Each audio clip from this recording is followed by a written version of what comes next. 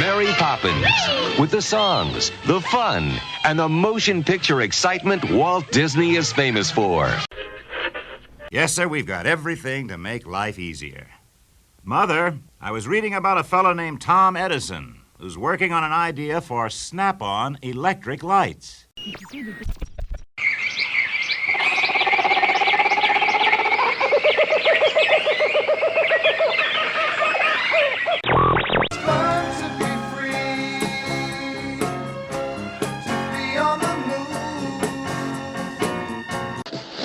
To hear how the story goes, go ahead and push my nose. WDW Radio, your information station. Hello, my friend, and welcome to the WDW Radio Show, your Walt Disney World information station. I am your host, Lou Mongello, and this is show number 528. And I'm here once again, not only to help you have the best vacation experience when you go to the parks, but I also want to bring you a little bit of Disney magic wherever you are, not just with the podcast, but with my videos, live videos, and broadcasts on Facebook every Wednesday night, my books, audio tours, special events, meets of the month, and so much more. You can find everything over at WDWRadio.com.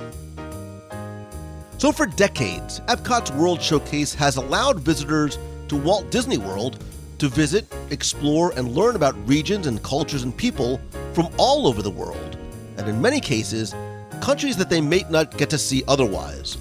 And with all things Disney, it's rooted in story, and in the case of the Pavilions of World Showcase, the history as well. We wander through the replicas of villages and buildings and shops and streets and temples, but just how close are the pavilions to the real thing? And in the past, we've asked and answered this question with detailed looks at the UK on show 202 and Norway on show 236. And this week, we're going to travel to Italy, as I'm joined from a friend from Italy who helps to compare and contrast the pavilion with the country. Recorded live as we wander through the pavilion, we'll discuss the architecture, culture, symbolism, history, and stories as we virtually tour the entire piazza and shops and dining options, the history, architecture, and so much more. It's a fascinating look into how and where Italian culture and traditions and history are found in the pavilion itself, and the attention to detail that Disney's Imagineers include to provide guests a truly authentic experience.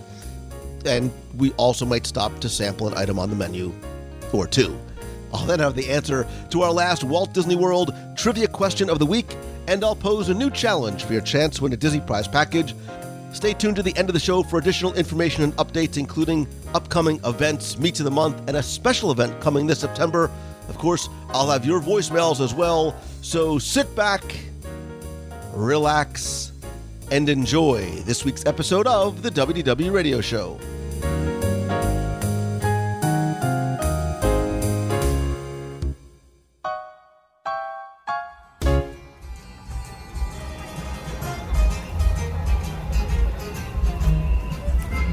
For many guests, Epcot Center, it's always going to be Epcot Center to me, is their favorite park in Walt Disney World. For some, it's the attractions, the promise of the future, the festivals, food and wine, yay, and of course, World Showcase.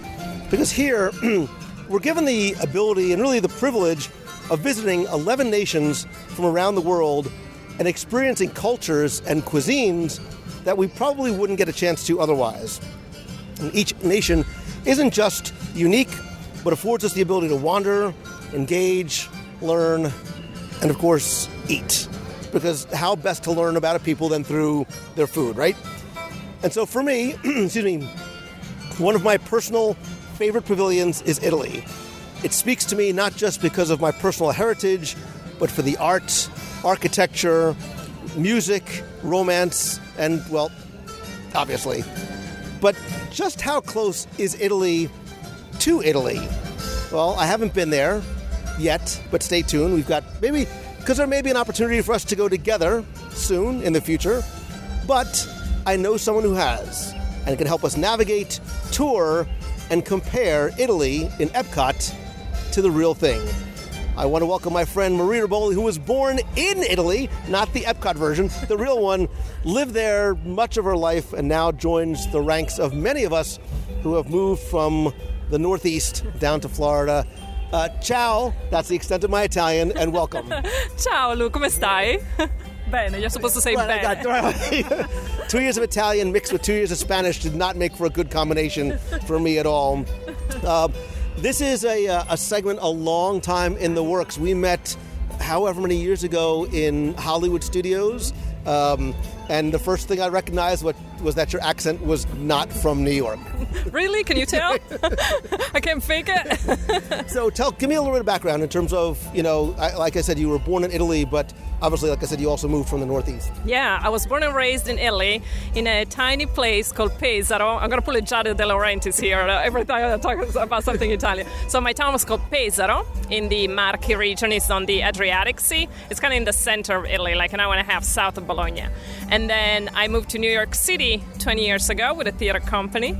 And New York City has been home ever since, and I just became a Floridian, I think a month and a half ago, for a few months. I'm going to be here for a few months opening my acting studio, but it's lovely to be here. And I have a piece of home right now. Exactly, and I'm so excited, not just because I think your accent's awesome, and like literally the first day I met you, I'm like, we need to do something in and about Italy together.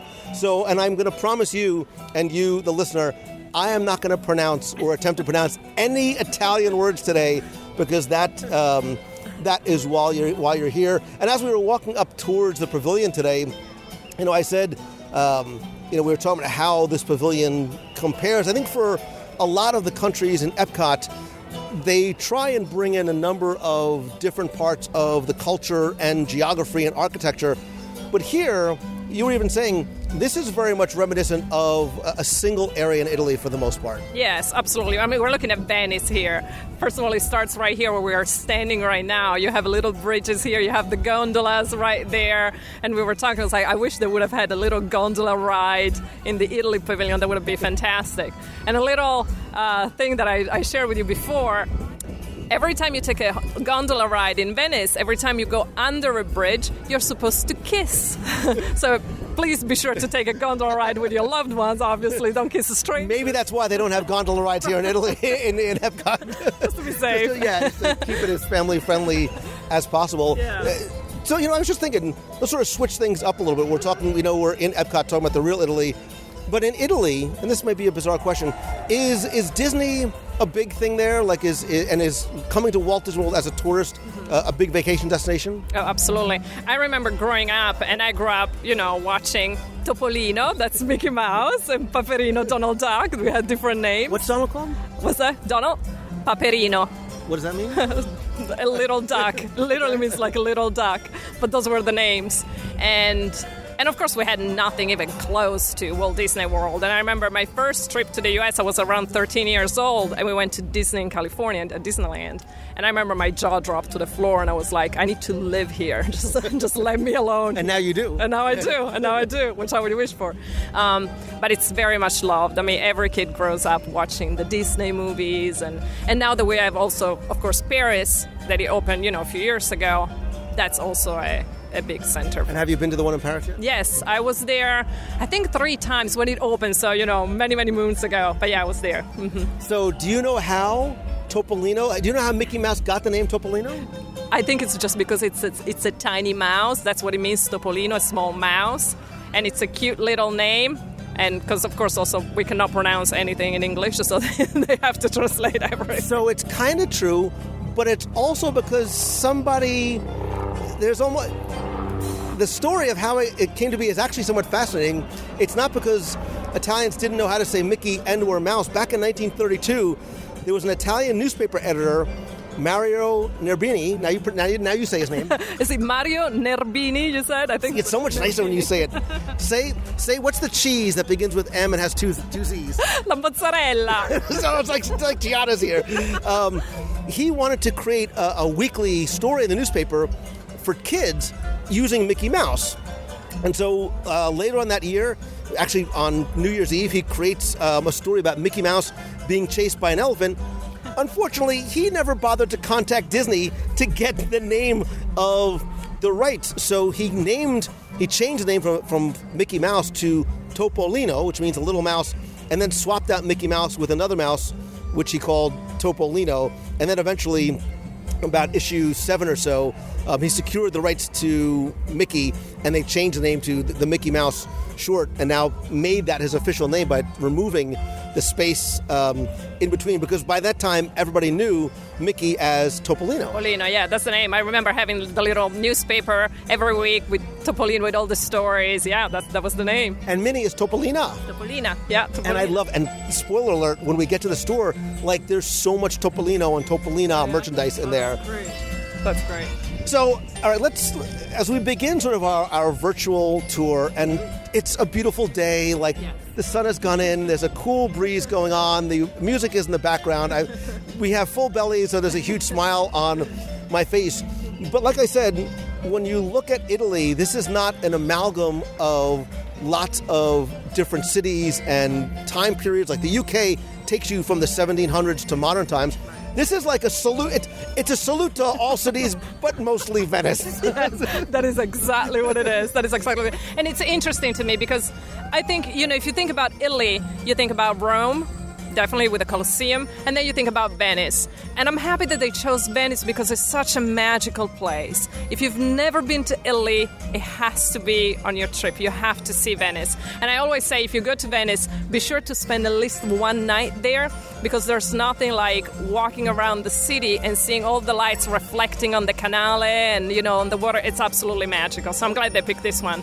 And I think part of the deliberate choice was because of the water features. Water obviously is hugely prevalent in Venice. There's 117 little islands, actually, that are connected by all these bridges and 30 miles of canals and waterways. So what we see, in movies and on TV is obviously very much like the real Venice looks. Oh, absolutely. That's the way it is. And of course, in Venice, you can drive a car. So you walk around. Really? Yeah, there are no cars in Venice. Zero. So you have to, you just walk around and you take the little boats and il traghetto from one island to another. That's how you move around. So you hear 30 miles of canals and waterways. You're like, wow, that's probably the city with the most navigable waterways in the world. It's not. Right? Look. It's not. It's not. Do you know what it is? No. What is it? Would you believe that there are some cities in Florida that actually have more? So Fort Lauderdale and Port Charlotte have about 165, but the number one city with the most navigable waterways in the world is Cape Coral. Really? With 400 miles. Interesting. Do they have gondolas, though? I doubt it. So I'm sorry. That's not working for me. I know, and we'll get to the gondolas, and we're actually looking at one now, and just how beautiful. But here there's a 150-foot canal, and that's the representation that we get. But part and parcel with the canal are the bridges that we're standing in front of right here up against World Showcase Lagoon. One of the nicknames given to Venice is the City of Bridges, just because, again, there are so many to get, over and around. Yes, of course. I mean, to walk around everywhere, you just have to connect that way in the city. And it's funny because, I had actually a friend who was in Venice and was training for a marathon. And she sent me, I don't know why she's doing that, but she sent me pictures of her like really early in the morning running around Venice, and there was nobody there. And even though, I was the same, I was like, it looks painful to me, it was one of the most beautiful moments, she said, ever. Like running on the bridges, and it just was really beautiful. It sounds exhausting. I'm looking at these like 10 stairs in front of me. I'm like, I feel like Rocky Balboa just walking to the top of those. But then you can eat, so. But I think you can eat without the running. And don't worry, we'll get to the food too. I'm not even going to try and pronounce one of the bridges right there. Il Ponte della Paglia. Which is located near the Doge's Palace. Yes, Il Palazzo dei Dogi, yes. Yeah, see, it's so much better when you say it than I do. This is great. There's actually 3 bridges here in Epcot that cross the canal. 2 of them were actually here on opening day, and actually one of them was built only about 10 years ago, that sort of bring us out to this island, which has beautiful views of World Showcase and illuminations. Oftentimes it's used for special events. We did a dessert party here one night before a cruise, and it's just, I think this is one of the most beautiful vistas in all of Epcot, because of what you have in front of you and obviously what you have behind you. And this island right here is known as the Isle of the Lake, but I'm going to let you say it in Italian. L'isola del lago. So much nicer when you say it than I do. But, going to the gondolas, you were saying earlier how wonderful it would be if Italy here had a gondola ride, much like they do in Tokyo Disney Sea, which was one of my favorite things that I did there. Took a beautiful gondola ride. We saw somebody getting married there. Here, and if they had something here, I think there would be lines out the door to ride it. But in Venice, there was like 8,000 to 10,000 boats originally in the 17th and 18th century. Like you said, I didn't realize there was no streets, but was the primary mode of transportation. Oh, yeah. Well, because it was a major port, you know what I mean, for all the exchanging, and it was like a major port in Italy. And so everything was on boats there, and it still is. I mean, to get around, as we were saying before, you have to be on un traghetto, that's how they call it, a motorboat or stuff like that, yeah. But I think now that they said there's only around 400 or so of those gondolas left. Right, but the gondolas, obviously, they're more for the tourists. Sure. Because, I'm pretty sure it's an arm and a leg to get on a gondola right now. But you can't go to Venice without. Exactly. It's one of those things that you have to do, and it's very sweet. And speaking of sweet, I can't wait to get to one of those things that you have to eat when you go to Venice itself. But there were actually plans very, very early. Obviously, World Showcase has changed in terms of design and concept through the years. Originally, in the back of the pavilion where Via Napoli, we'll get to the pizza, currently stands, there were plans to have an attraction back there which was going to have a walkthrough of Roman ruins and a gondola ride. There was, before that restaurant was there was just a big empty wall, and if you look sort of at a Google Earth view, you can see there was a lot of land back there that they could have built an attraction. But I think one of the things that makes this pavilion special and unique and beautiful is that the architecture, the pavilion itself is the attraction. And I think that's incredibly deliberate. And there is sort of this main street that runs down the center that's flanked by the two buildings. It's known as, I want to say it, but I can't in front of you. It's called Welcome Street, which means Via Benvenuti. Yeah, so there is no sign. Actually, there's a tiny one right there on the side of the building.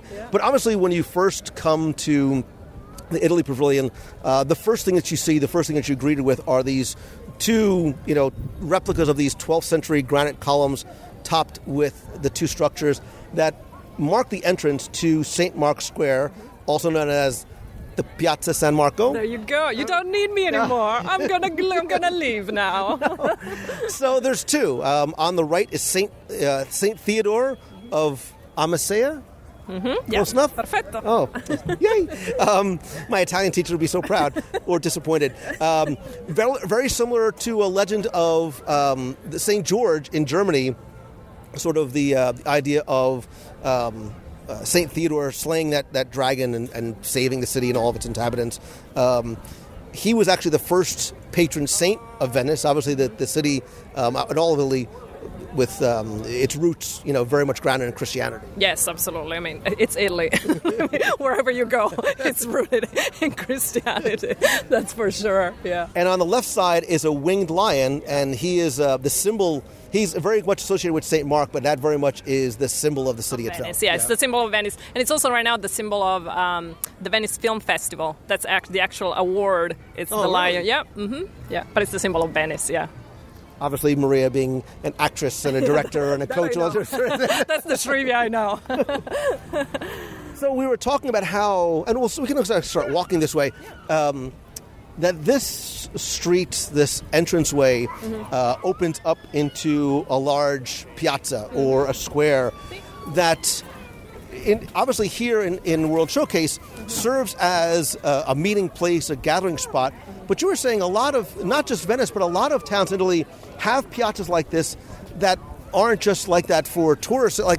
That's still where people get together and gather? Absolutely. It's the heart of every city. And I think it's great that they did this here, because to me, that's more Italy than anything else in this pavilion. Like that little square where people can just stand around and just chit-chat, that's Italy at its best. And all of the buildings sort of face in so that it is meant to be the place that gather. There's a sort of a raised platform there. For a while, they used to do live entertainment and stage shows. A lot of that happens now sort of on ground level. But as you start to look into the pavilion and into this piazza in the building, the one of the things I notice is the color palette that's used. Very warm, of oranges and pinks and peaches. Even the pottery and the walkways are the same way. You know, again, from comparing apples to apples, is this sort of what that Absolutely, absolutely. It feels very realistic to me, and it feels very cozy. There's something about this color scheme that just makes it feel very warm. And as you were saying, because everything is facing the square, it feels like you're almost like in somebody's house. Like it's very, even like the tables that you have, you can eat outside. That's another very Italian thing. Just, you just sit, have something to eat. You sit there for like 3 hours. That's very, very Italian. But yeah, that's definitely very faithful to the real place. It's so funny that said sitting and eating for 3 hours, because that's why I look the way that I do, is because I don't sit for 15 minutes. I sit and eat for 3 hours.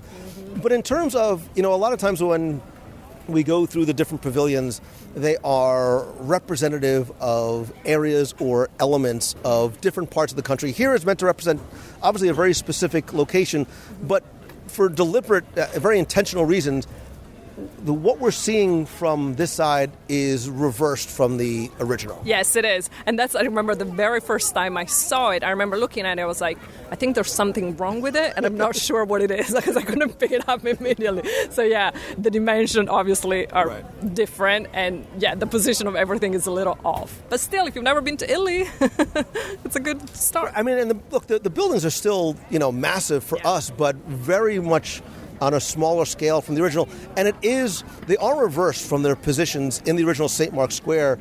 And the reason why was for sightlines. When Imagineering was looking at the overall World Showcase from a distance, they wanted to create a balance with the American Adventure next door. They didn't want the large Doge's Palace next to the American Adventure and then sort of have this imbalance between here and the gap of Germany next door. So they placed...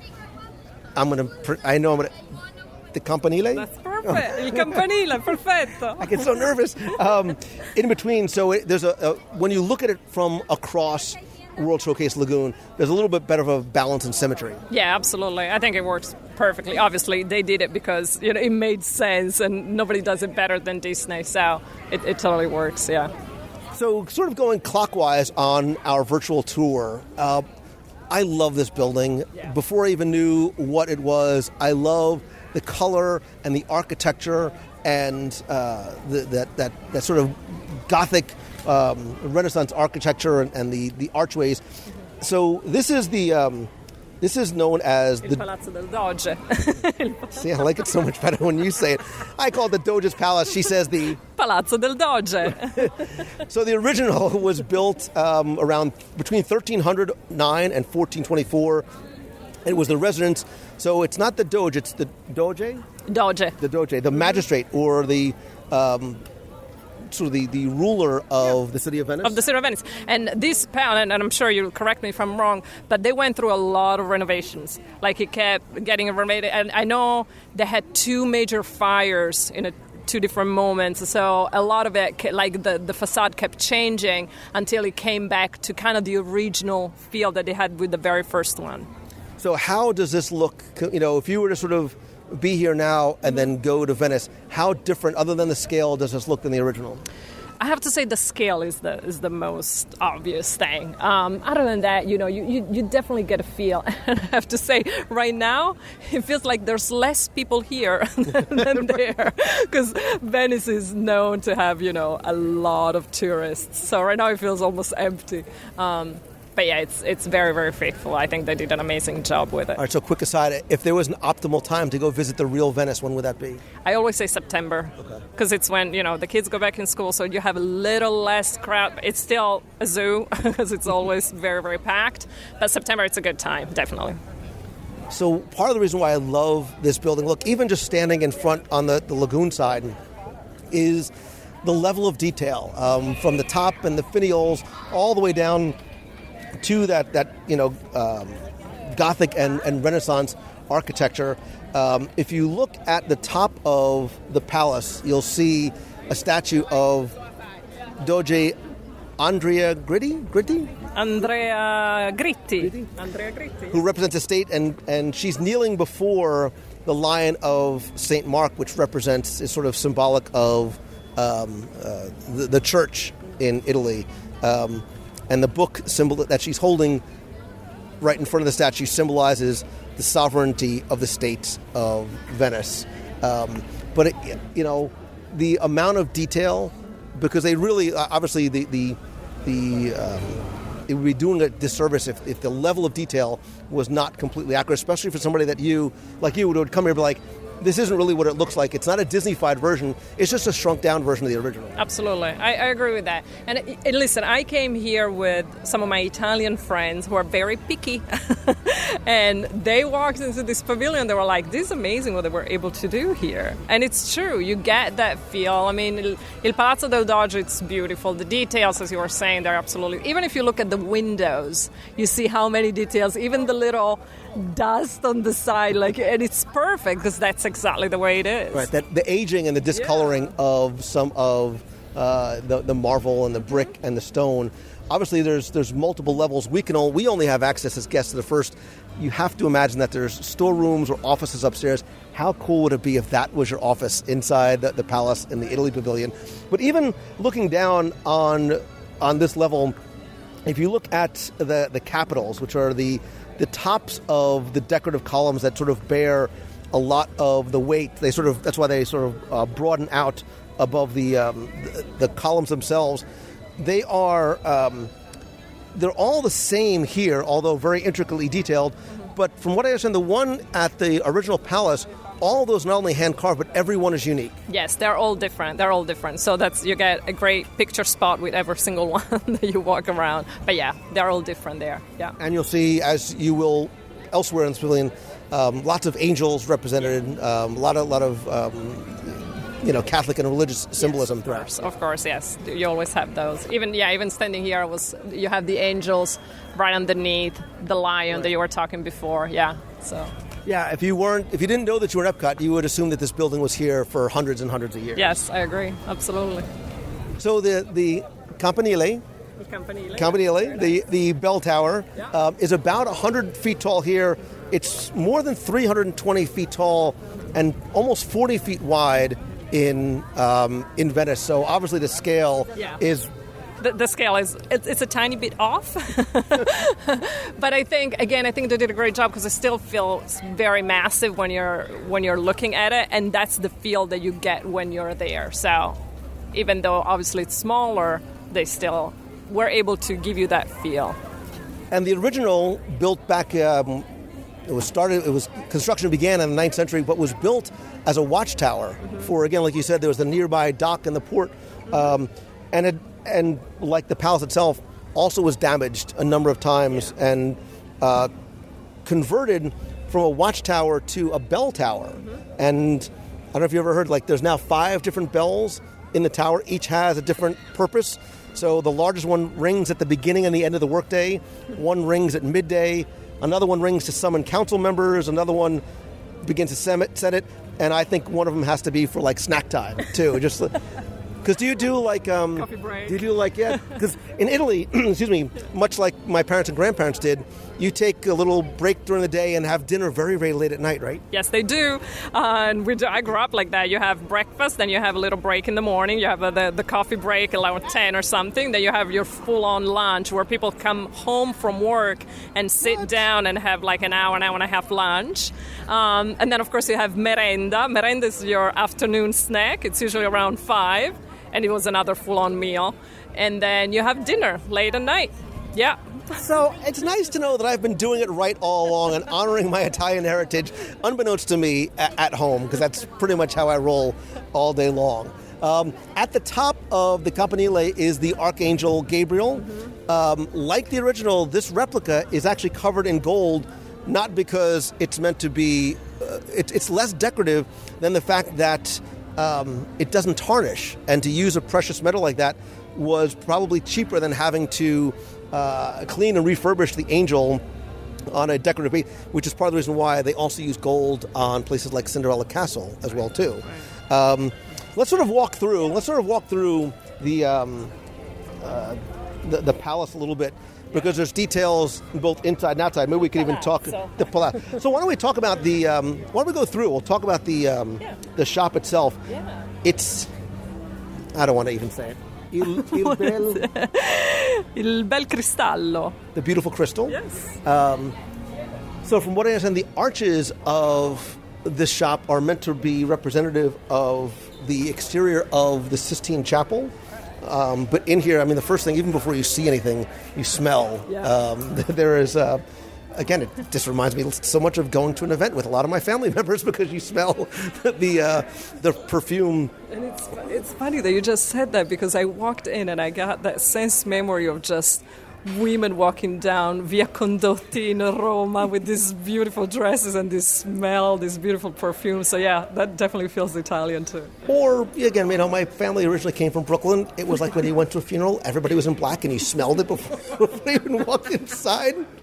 I love my family to death, but again, look, our olfactory senses are the ones that are most directly connected to memory. So it's not a surprise that sometimes you smell things, and this reminds me of my mother. It reminds me of my aunt. But you'll see that they have a lot of clothing and fine leather goods, jewelry, and a line of fragrances by the Acqua di Parma, as well as the scents that are created here specifically for men.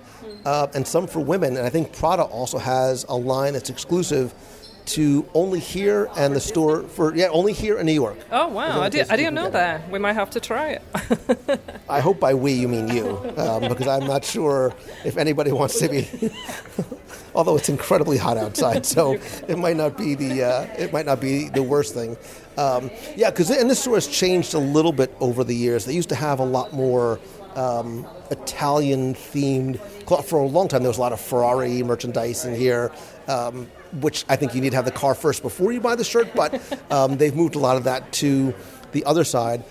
But the store is very simple. It's very elegant. And as you walk through, you get to really one of my favorite parts of this pavilion. Oh, look, there it is. There's the how do you say it? La Ferrari. La Scuderia Ferrari. I'm simple. My 1984 Ferrari 328 GTS with the Targa top, one of these days. Audio guides are still on sale, by the way. So, but in the back is, and I'm going to mispronounce this, La Gemma Elegante?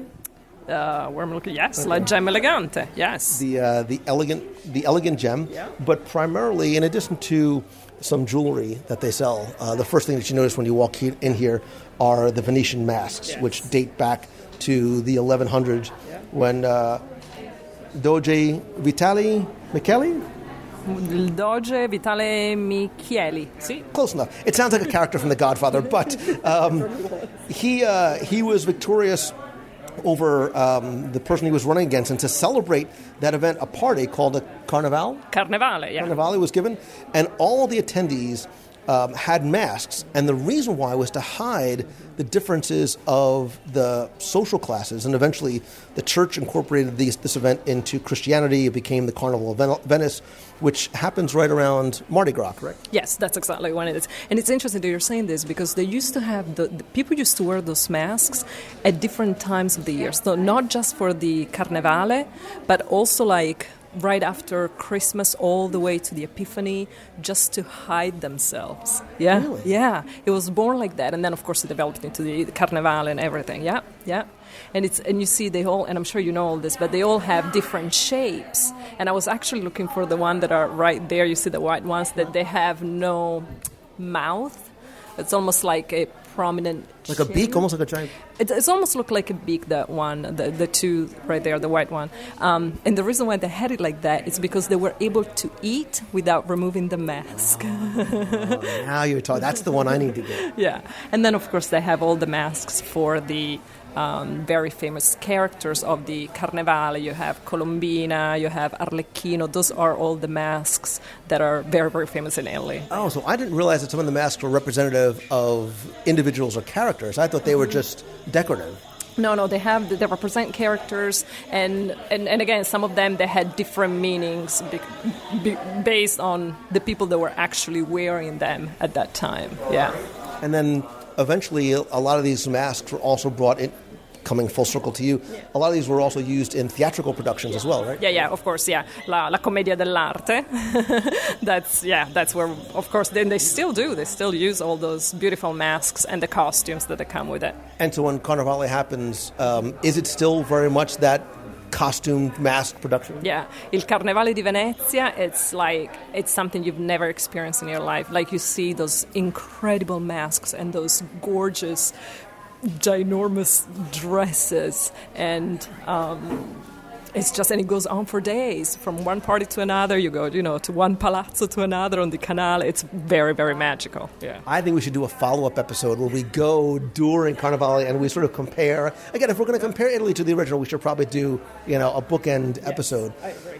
One of the very first videos I ever did was with Giorgio Bolocalok, who is the I guess sort of the head craftsman and artist here. Obviously, they always have an artist here working on it. Was just how intricate and beautiful and delicate these are. I remember I was so impressed too. Like, I got one for my mother, who, of all the tchotchkes she had around the house, she never had a Venetian mask. But they are little works of art. Absolutely. And I think it's like, if you go to Venice, and I guess if you come here to Epcot, especially to the Italy Pavilion, you can't go home without one of those masks. And I think everybody in Italy has at least one of those on their walls. Yeah. Everybody has a little mask. Yeah, absolutely. Yeah, and if you have never been back here before, you should just don't touch, look with your eyes. Because the oils of your hands will actually affect the masks. But they're beautiful, and some of them are made into ornaments, some of them are made into jewelry. And I guess, if you wanted to, you could take one and wear it to Carnevale. But again, some of them are so incredibly detailed. I mean, they would look beautiful up on a wall too. They're really gorgeous. And the ones that they only cover your eyes were born for women. So those were the first ones that women started to wear, and then the female character of the Carnevale is called Colombina, that's her name, and so she used to wear one of those. And then, of course, everybody can wear also men and everything. Mm-hmm. Yeah, they're beautiful. And again, little pieces. And I think one of the most unique souvenirs that you could bring back. Yeah. So we were talking earlier about the architecture and bridges, and we're standing, if you come out the back end of La Gemma Elegante. I'm gonna try my best. You come to a small alcove that has access to a backstage area with a beautiful staircase that leads to a second level.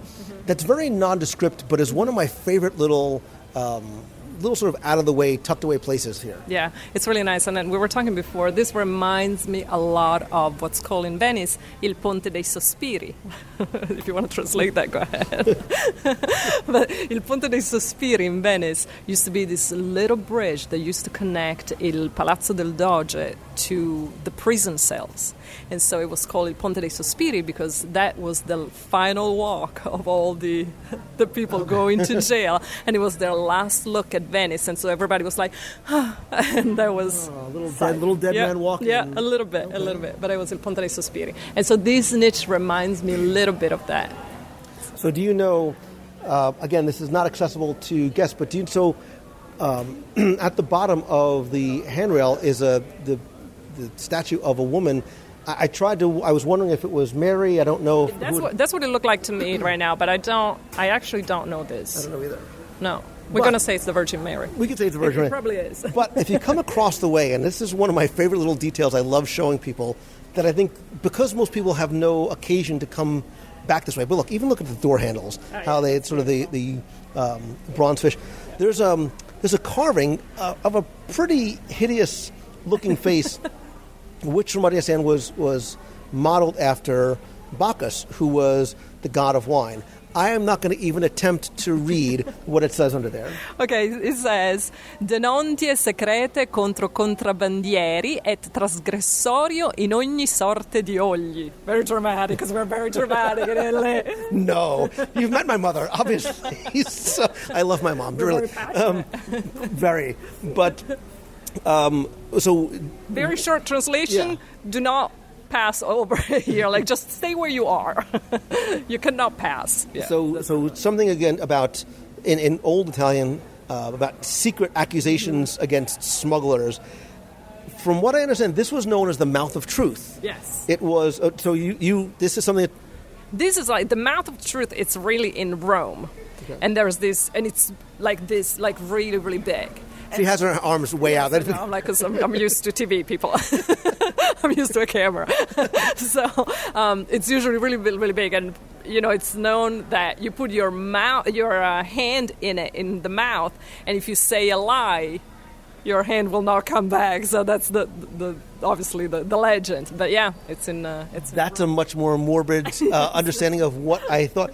Because for instance, this was sort of it was a mailbox that would allow citizens of Venice to anonymously lodge complaints against other people, the government, whatever, and report those crimes. So these were, at one point in the early days of Venice, found throughout specifically for that purpose. So you would write on a piece of paper your complaint about your neighbor, drop it in there anonymously, or even the government, without any sort of fear of repercussion against you. So if your neighbor was a criminal or evading taxes or whatever, this was your way. It's sort of like a little snitch box. That's exactly what it was. So happy they don't have these anymore. We don't need those. Yeah. They probably had those around Venice. I know the one in Rome is known for that. If you say a lie, you lose your hand. But I'm sure they have all of those in Venice. Yeah, the Italians don't fool around. Yeah,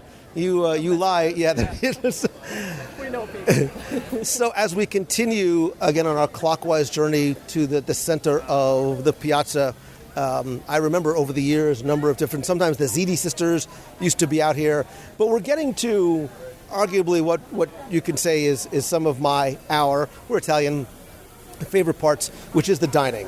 To our left is Tutto Italia, which was originally known as l'originale. Oh, just you say it. L'originale Alfredo di Roma Ristorante. That was, for about 25 years, the only restaurant that was here at the Italy Pavilion. It was operated by Alfredo's of Rome. The parent company was based in Rome. Very, very popular restaurant. Not just because it was the only one here, but because the food was excellent. And I will tell you, as an Italian, and you're going to, if you haven't found this out yet, Maria, finding good Italian food in Florida, it's tough. Yes, it is. And you come from New York, so it's like doubly tough. Yes, I feel the pain right now. Yes. In 2007, it transferred ownership and changed names to the Patina Restaurant Group, and is now Tutto Italia, although it never actually closed. Like, they kept the doors open and just, as business was going on, changed the name and some of the signage.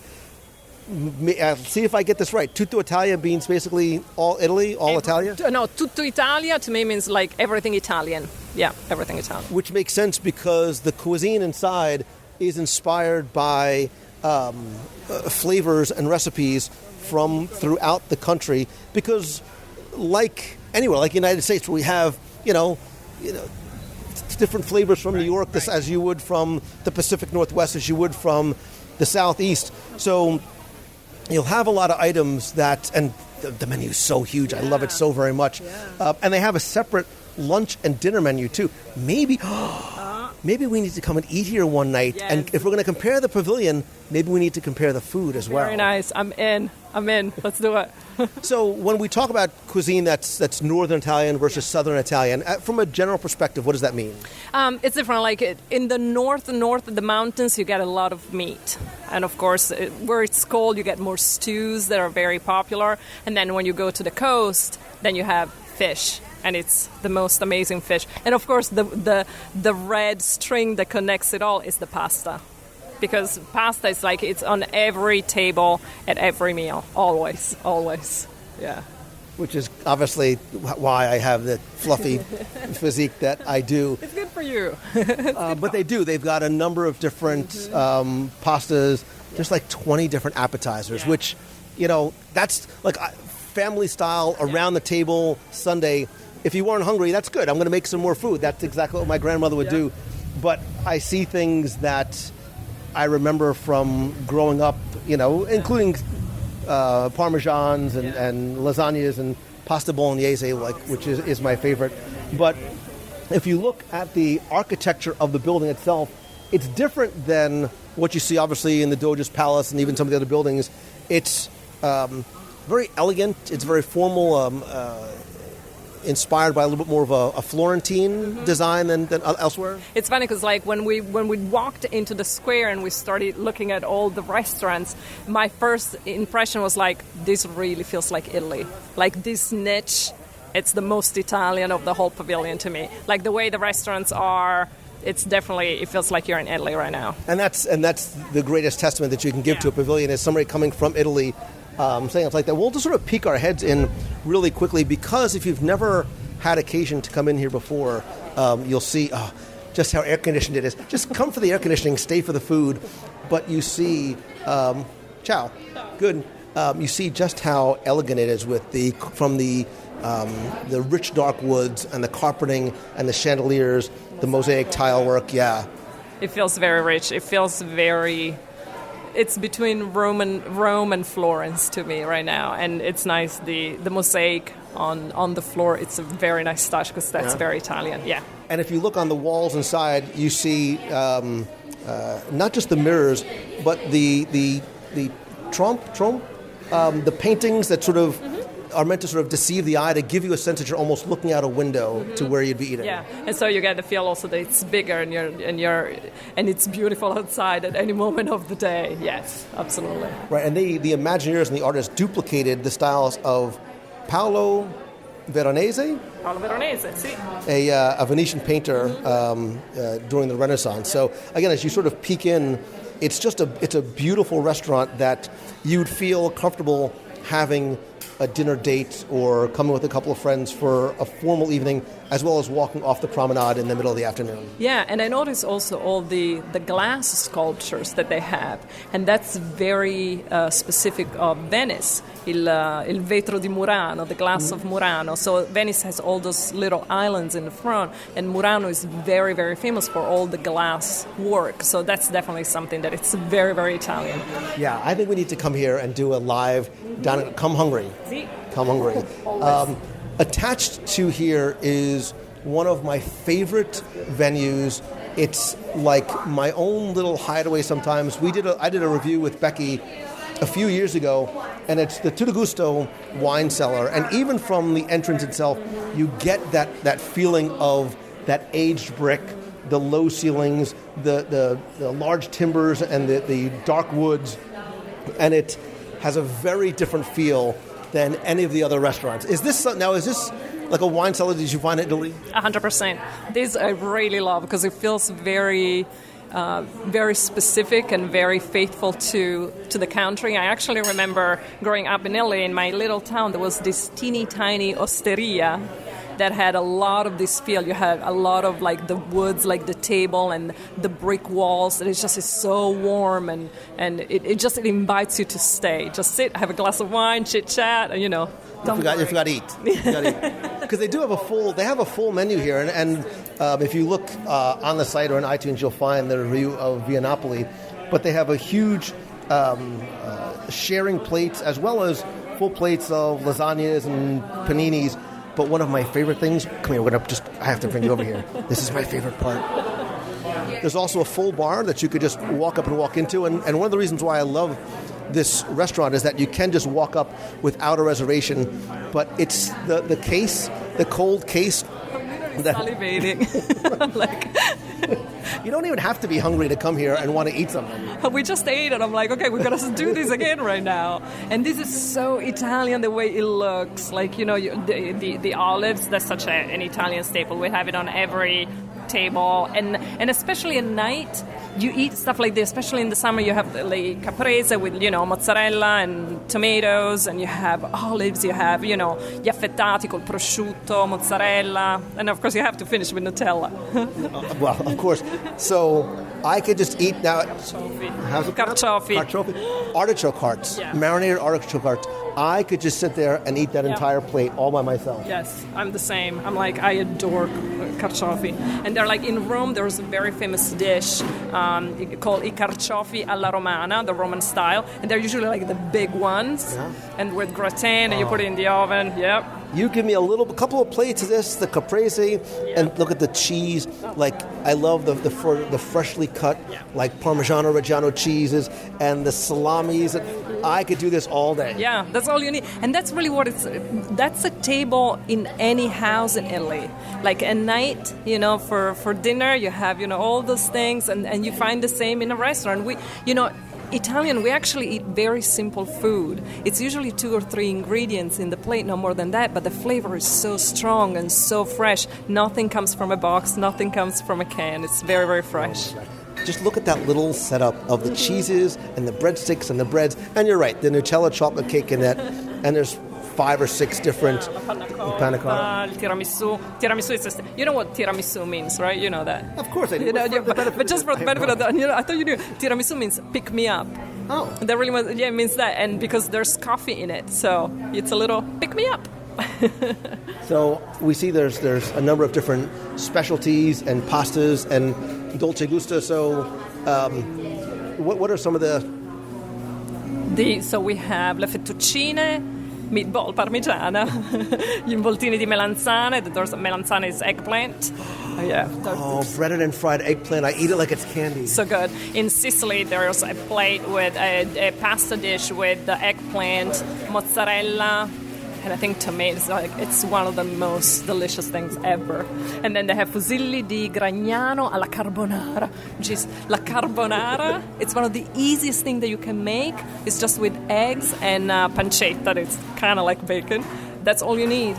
And it's like a creamy white with the bacon. Oh. Yeah, it's a pasta. It takes 2 seconds to make. It's delicious. Ziti al ragù di salsiccia. Of course, you have a ragu with sausage. And then they have different tiramisus. So, okay, you have with the mocha, with the Nutella, la panna cotta, the cannoli. Yum. Yeah. And full bar, extensive wine menu. Mm-hmm. Obviously, I like that it's dark. Yeah, because that's also the feel when you go to one of those in LA. It's beautiful here at night. I love it here at night. And again, you can, for the most part, oftentimes just walk up with no reservation and always find a seat. I remember going there once, having a little limoncello and limoncello at Lumangello. Yeah. It was meant to be. In the back of the pavilion, I think for a lot of people, this is what not only brings them to the back of the pavilion. Because I think for a lot of people, Maria, they come to Epcot and they'll look at the map and say, well, there's no attraction here. Mm-hmm. Let's just walk by. There's nothing to see. Via Napoli, obviously almost deliberately so, in the back of the pavilion is that, food-based weenie to bring you back here.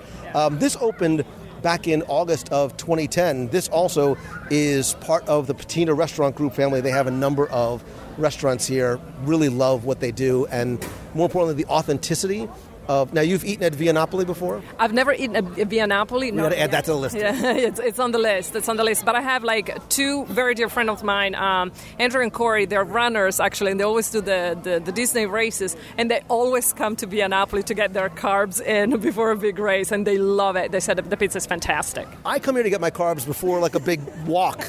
I think walking to Via Napoli is why I need to carb load.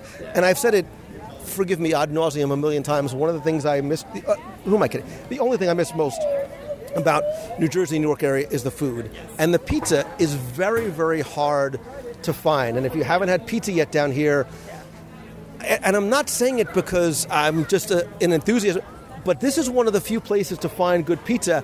And please back me up. It's the water. It's the water. It's the water. It's the water. And explain what that means. Because, the water in New York is really good. We're on one of the top cities in the country. We have the best water. And so it makes a difference when you make the pasta for the pizza, the dough. It makes a difference for the bagels. I'm sorry, but it's They don't even know what a bialy is down here or a knish. A knish, right? It's the things that we miss. But before we even get to the architecture, they import the water from to a place where where the pH is very similar to what you'd find in Naples.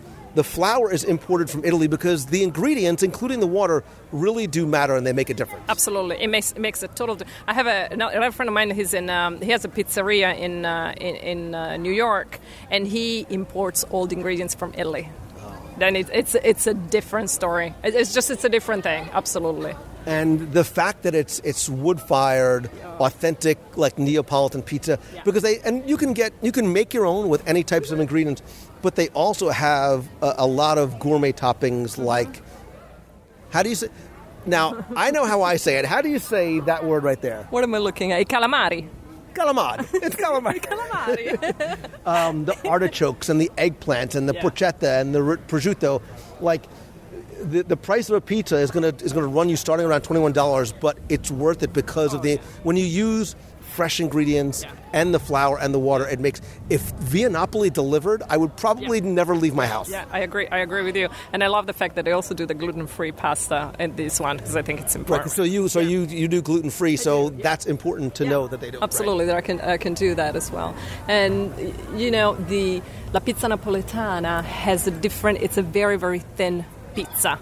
That's the way it's made. And I can see they have a little picture here. You can see this is the perfect Italian pizza with the crust that you get the little bubbles. Yeah, that's the perfect one.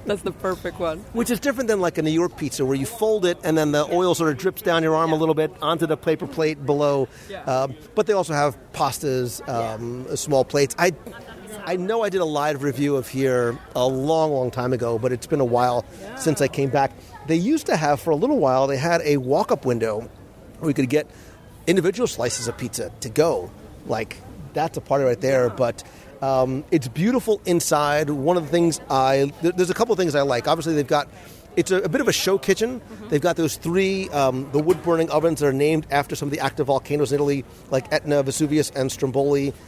Each has a face, sort of giving them a little bit of an individual personality. But one of the things I loved is, we can even walk closer so we can see. Plus, we can get a little air conditioning, too. They've got seating for 250 inside. They've got outside seating as well as sort of covered patio seating. But I love the high ceilings. It's so light. It's so airy. You've got those painted murals that look as though they've been aged as well. But there's something about this that makes me feel, to a certain degree, like I'm at a restaurant in Italy. But I love sort of the communal table in the middle. Because when I went to my grandmother's house every Sunday in Brooklyn, there was 27, 30 of us around one huge table, about 400 meatballs and pasta, and it was a 7-hour affair. And that's a snack. That's how we start. Yeah, I don't know what it's like. For Italian side, the food is so important. We take it very, very seriously. And one of the things that we love feeding people. We love that. Like, you can make me happier if you come over to my place. I'm like, and I can cook for you. It's just, I'm very happy about it. There's so much love that we put in the food, and we're very particular about the way we do it. Then you're like, the big table, it feels so like, la familia, it's your family here, and you share, and everything is combined, and it's just an opportunity to be there together and chit-chat together. Mm-hmm. You hit on something, and I've tried to there is something about putting love into the food. It's not an ingredient that you can see or quantify, but you can tell. And I think even here, there's some of that because everybody here is from Italy. Every server, every chef is from. They know the importance of that. This is not a restaurant where you go to some attractions or theme parks and it's about turnover. It's about getting you in and out. You can sit here and have a long, leisurely, delicious meal over a giant, and share 2, 3, or 7 pizza. I agree. It's part of the culture. And again, it's very few ingredients, very fresh. It's all about the food and all the food that brings you together. That's really what it's all about. And so one of the things that they have on the menu here, and I want to ask you, is that they have a signature non-alcoholic drink called acqua frescas. There's limonata, blood orange, and strawberry. Is that something that's served and like kids or adults drink in Italy? Is it a combined thing, you say? Like la limonata with... It's called acqua frescas. Limonata, blood orange, and strawberry. I have never heard of it. Let's go look at the menu. Yeah, I've never heard of it. Because when you see on TV or in movies, everybody's drinking wine all the time. It's Even the kids. Even the kids. Well, so, is that true? Is wine very much a part of the everyday meal? Yeah, it's I remember growing up, my father always had a glass of wine for lunch and one for dinner, and it was never a taboo. We never grew up with like, oh, it's a taboo or nothing like that. Yeah. And kids start drinking about 12? Yeah, or 7. Yes, yeah. Depends from the family, but yes. Let's see. Okay, so they don't have it on the menu outside here, but they have a bunch of different. They're called aqua frescas, limonata, blood orange, and strawberry. They do have some signature drinks as well. I saw you saw the limoncello mule. It looks really nice with vodka, limoncello, orange juice, pineapple juice, pure. Oh my goodness, we might have to go back in. That would be a little refreshing on a right? on a hot day. And I want to point something out. I'm sorry. They do have one of the pizza with prosciutto e melone. That it sounds a little interesting to me as a pizza, but prosciutto e melone. So. How you say prosciutto, right? That's how you say prosciutto and cantaloupe. That's the summer dish in Italy. I had as a kid. Yeah. You had a slice of melon with prosciutto on top. Yeah, that's dinner. That was like an appetizer. Yeah, well, yeah, the appetizer for dinner. Yes, I agree. An appetizer for us is But I always wondered how that came together. I don't know who came up with it, but it was a genius because I think you have the sweetness of the fruit and a little bit of the salty of the prosciutto. It's perfect. And it's so fresh. And that's why, and especially around the holidays, a lot of times I won't make it from the kitchen to actually a table because what ends up happening, you all gather around the kitchen as the meat and the cheeses and the artichokes and the peppers and all that's being sliced, and you stand around that, here, especially a lot of houses here in Florida, we have the big island in the middle. You just sort of stand around the island and just pick, and that's sort of the social center. Yeah, absolutely. That's exactly what it is, and it's funny because even I still do that. That's, I think, that's the Italian in me, the food. And so even if I have friends over, I do that, and people feel like, you're doing too much. I'm like, this is not, no, you need to see me when I cook at Thanksgiving dinner. I was like, this is nothing. We're going to do a live broadcast from your house, from your apartment at Thanksgiving. I got it. I can't wait to come over, because you've never actually cooked for me, so I need to I want to make sure that you can back up everything that you're saying, and the fact that I'm starving. So you might be able to hear the falling water behind me. This is, it's often been called the Neptune Fountain or the Trevi Fountain, and it's actually a little bit of both. It's a combination of the two. Yeah, it's a combination. I think it's a salute to the fountains in Rome. Salute to all fountains, but mostly Trevi Neptune. Exactly. So La Fontana del Nettuno di Bernini, it's in Rome, in Piazza Navona. And Piazza Navona is one of my favorite spots in Rome, actually. It's this gorgeous square that used to be a stadium, like the Colosseum. That's what it used to be like. And so they had, fights there and everything. And they actually used to close it and fill it up with water and have bottle ship. And it was fantastic. Yeah, it was really pretty amazing what they were able to do. But so this is a little homage to that. And, of course, I can see all the little coins in the fountain for good luck. If I remember correctly, you're supposed to use your right hand and throw it over your left shoulder. If I'm or else it's going to backfire on you in a big way. Something like that, yeah. We're very superstitious. I was saying the Italians are very superstitious. Yeah. Top 10 superstitions Italians have, right? You got to walk out the door you came in. You never sit with your back to the door. That could be more of a Godfather thing. Oh, but there are so many. Of course, you can't walk under a ladder. The broken mirror, 7 years of bad luck. And if you're on the table, if you're eating and somebody asks you to pass the salt, you have to put it down. You don't pass it from one hand to another. You put it down, and then the other person... Oh, I've been doing it wrong all along. That's what it is. That explains a lot. Yeah. That explains a lot. Yeah, but we have a lot. So you'll also see a little bit of the Neptune Fountain in Florence. And, from Greek mythology, it looks very much like Poseidon, the god of the sea. And like the Greek god, in his left hand he has a trident. You also see the two messenger dolphins and the conch shell in his right hand. And as you can see while we're standing here, this is one of the most popular photo spots probably in not just in the Pavilion, but one of the most popular ones in Epcot. Forget the bubblegum wall and the purple wall. No, you want to take it by the fountain. Yes, I agree. It's beautiful, and it's just... So to me also reminds me a little bit of The Little Mermaid, so I'm sure there was a wink there to The Little Mermaid, but it's a lovely spot, yeah. And you can make your wish. But do it the right way, right? Throw it over your back to the water, over your shoulder. Yes. And if you look immediately to the left, you'll see this stone wall, which it currently is used for a smoking section.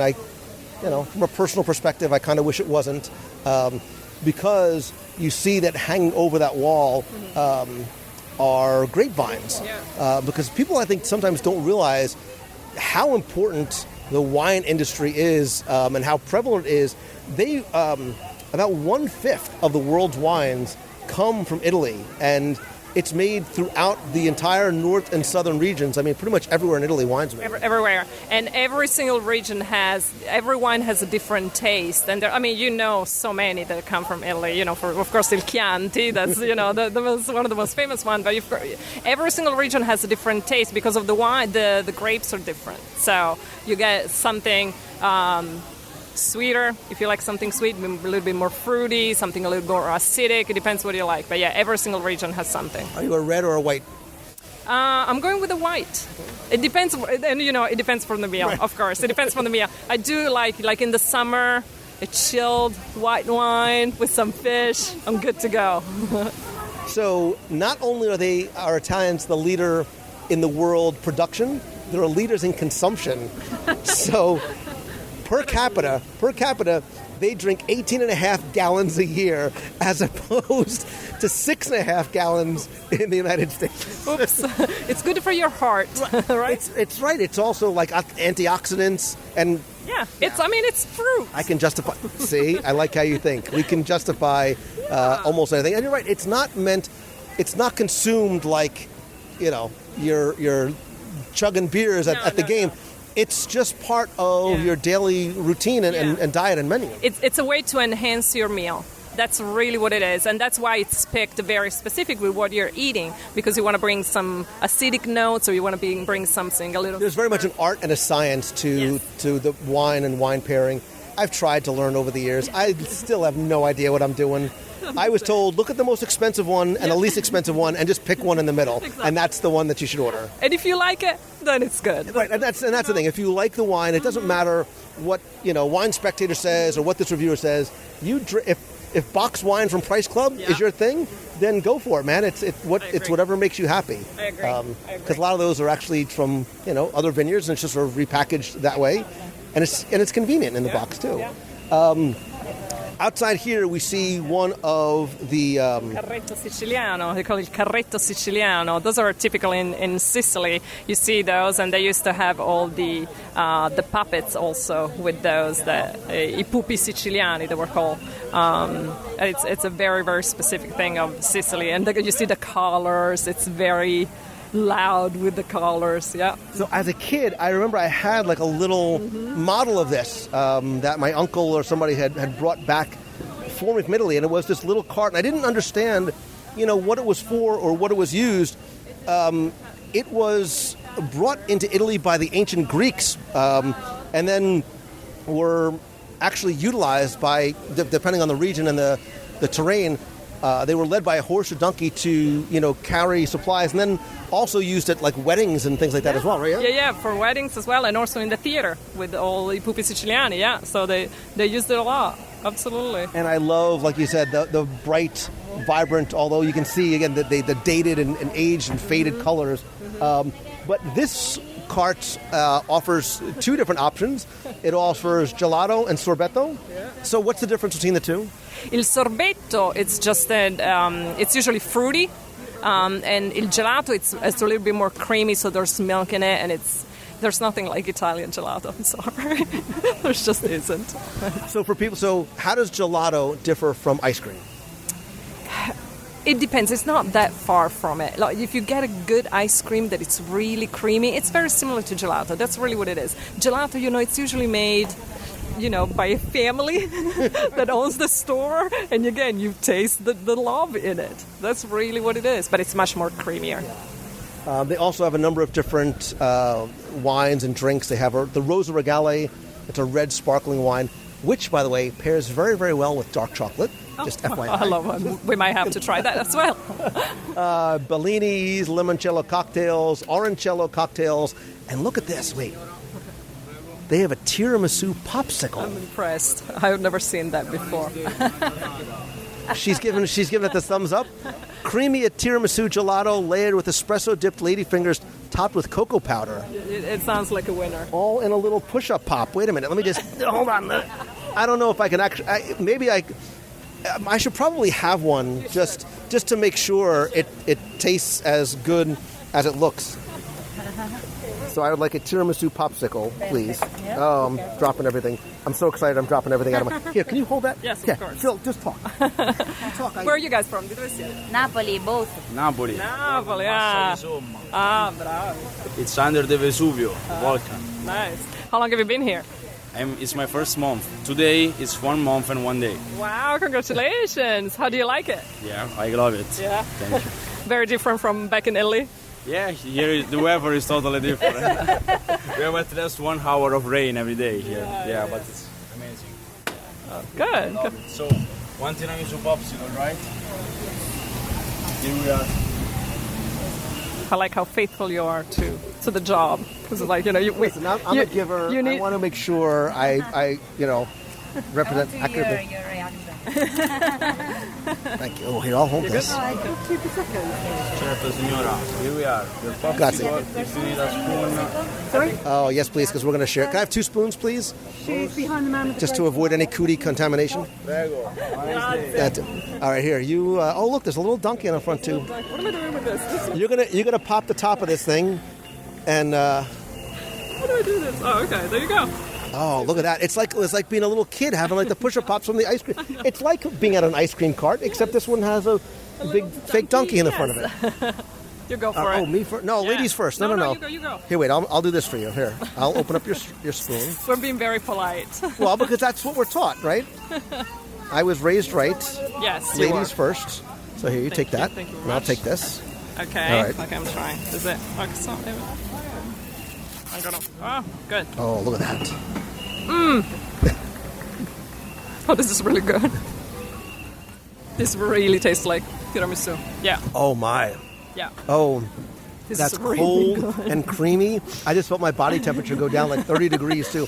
Wait, keep holding that for a second. Yeah. There's going to be nothing left, just so you know. Oh my goodness. There's nothing like a good tiramisu. And I like it because it's not overly sweet. I just took it way too big of a bite. Okay. But wait, it's a push-up pop. Why are we not pushing up the pop? We're so doing We're this. making it. Look at that. We're making harder. so much. Oh, wait a minute. This really has the Italian taste of a tiramisu. The creaminess and the Don't tell anybody I dropped some. Wait, Here, we're being a little messy right now. you just take that. Just eat it. Don't even use this one. I'm done. No, I'm so fluffy. That's all you. I cannot finish this. This is you.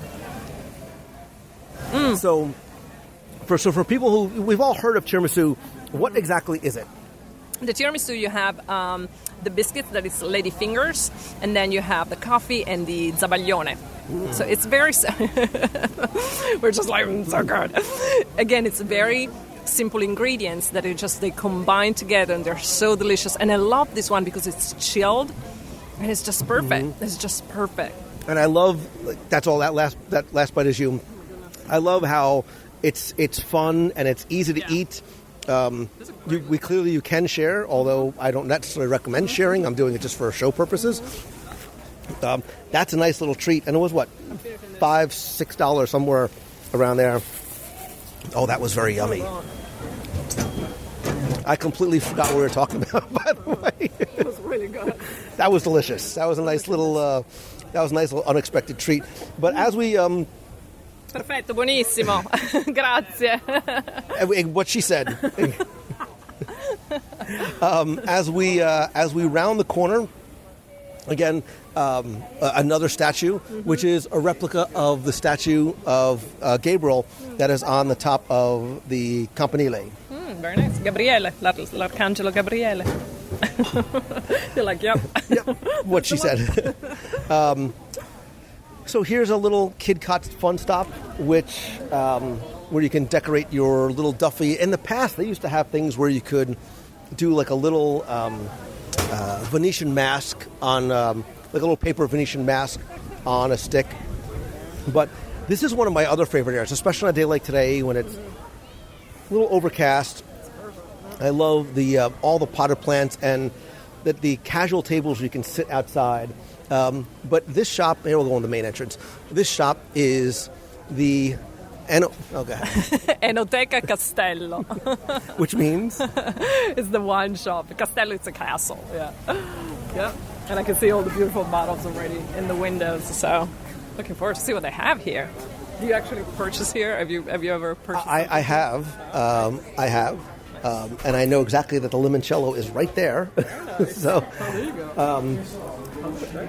So this is something that I would imagine you would find in northern Italian places like Tuscany and things like that, like a wine shop where you'd go in, purchase a bottle or four, and just go out and share it with friends and family. This is something you would find in any city in LA, because it's just, again, it becomes a staple of the Italian culture to be able to sit down and have a glass of wine. It's like the tea time for the British. We have the wine time.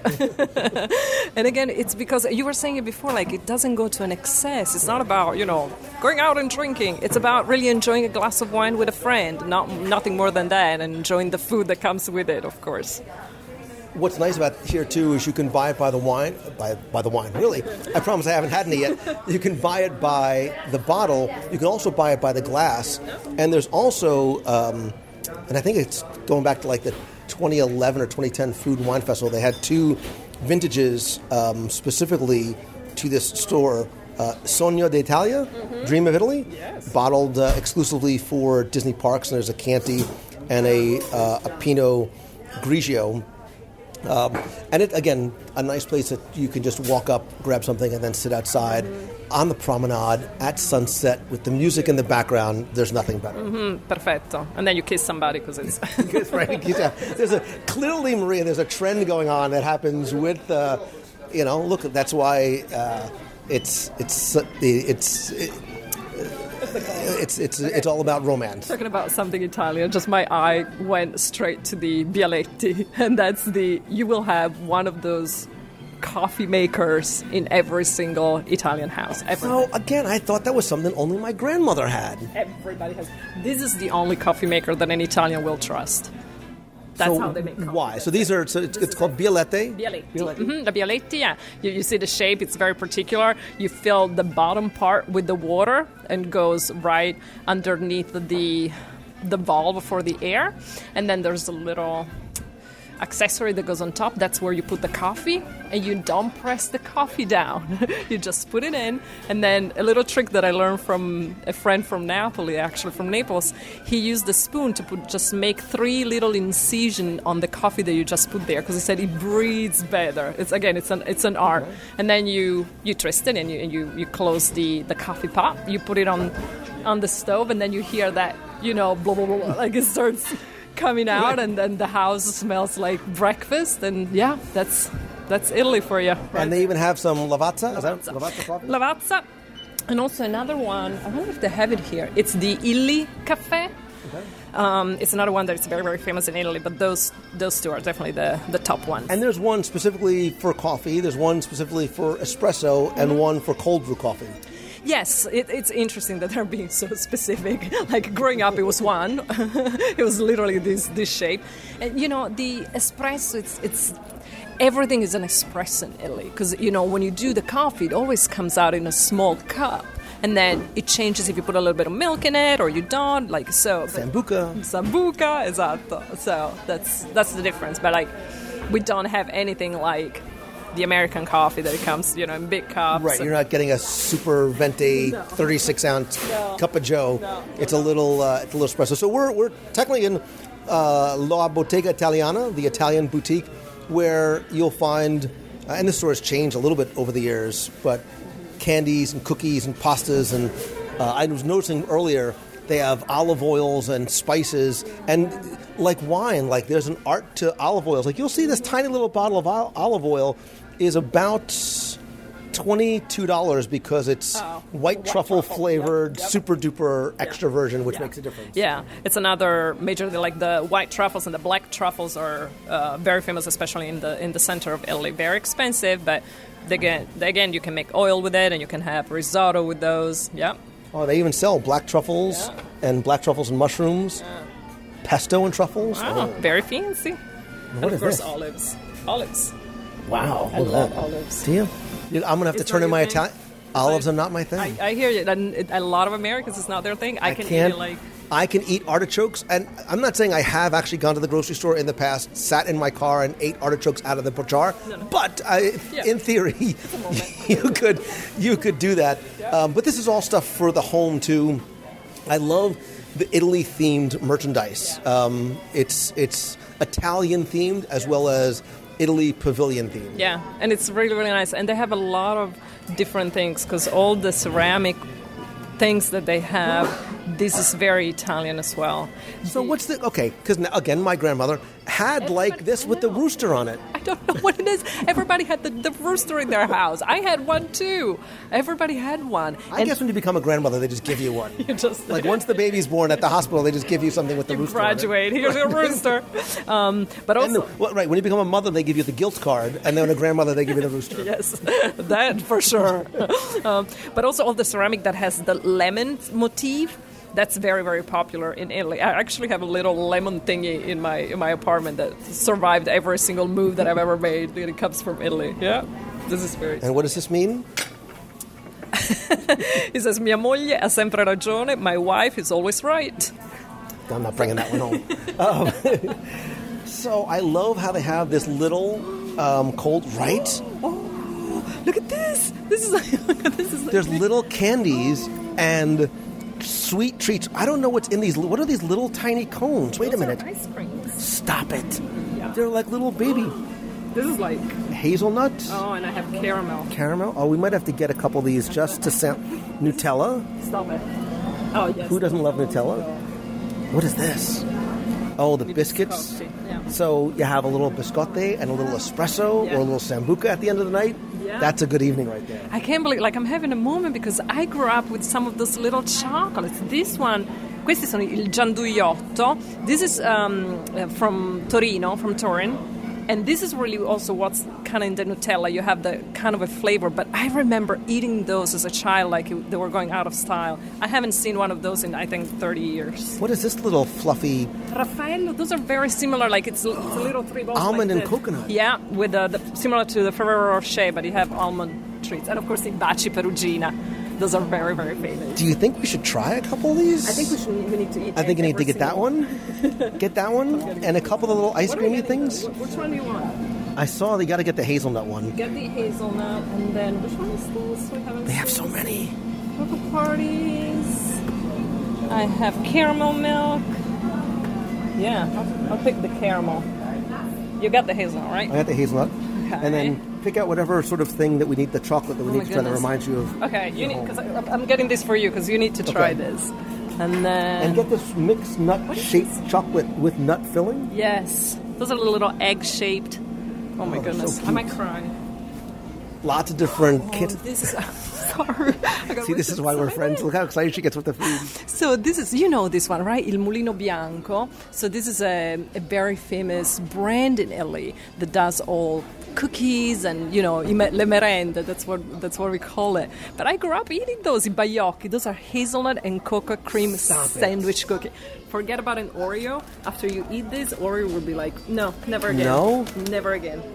So some of these, the lemon cookies, yeah, we had a lemon cookies. Amarettini, the little amaretto cookies. This is like we're literally looking at... Do you remember before I was telling you merenda is the snack that we have in the afternoon? Right. That's what it's all about. Forget it, il torrone. I'm just gonna move in this store. Oh, I've never had so many little cream-filled puff pastries, double chocolate biscuits with chocolate filling. Those are like... Pralinati? pralinati Shortbread con cookies? nocciole, sì. Shortbread cookies filled with hazelnut cream, Nutella, and covered with cocoa glaze and puffed rice. What the what? Oh, It's just insane. I think I'm going to have to make up a care package for some of the nation people and send them. My goal is to make the people in the nation have the exact same physique as I do. Yeah. If I'm going to go down, I'm taking you with me. They need to understand.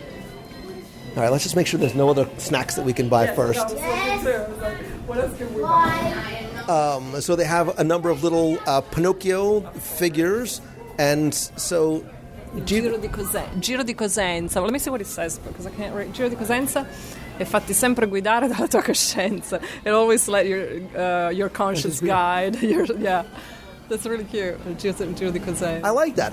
This is really cute. I like that. Yeah. Oh, that's a really nice one down there. I've never seen this before. So you see, too, they have a lot of the Topolino and Topolini. I love that Topolino sweatshirt. That's exactly the writing of the magazine that I used to get when I was a little kid. The Topolino, the font, it's the same. Wow. So at one point, and I don't see it here anymore, and I think I'm almost sure it's in this shop, they had pieces for Mr. Potato Head that were made of blown glass. Like way, way, way back when. I don't know what just made me think about that. But they used to have a couple little other tables here in the middle with like little bins and stuff. Put your money away, woman. No, you are not. You just stole my wallet. I did. I will not give it back. Wait a minute. We're going to put it away. This is another Italian thing, too. You always fight over money and who's going to pay. I love some of the photos on the walls, too. But I'm so excited to eat this stuff. I know. It looks yummy. Don't call me the teacher I had.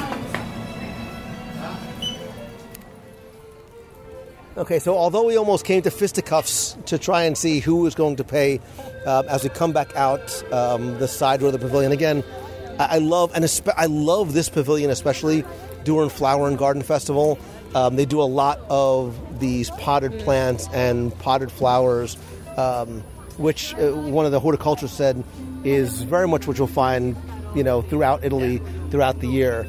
There's even the fountain that says "alla salute," which means to your health, has the flowers in it. But I love how the exterior of the building, again, it has that aging sense to it, that you get a sense. And listen, obviously, Maria, tradition. We don't eat at tables; we eat on top of garbage cans because you've already eaten mostly everything. Look at those little itty bitty baby ice cream cones. I know. Is it ice cream? Is that what it is? Yes, that's exactly what it is. A tiny ice cream cone that, just because I'm in public, I'll try not to eat in one bite because I don't want to embarrass myself. Those are delicious. That's why I do audio and not video. Look at this. They're tiny little. They're like $2 each. Yeah. It's probably the size of. Oh, wait. Oh, I could open mine. Yeah. Wait, I'm like ripping it apart. Wait. Oh my goodness.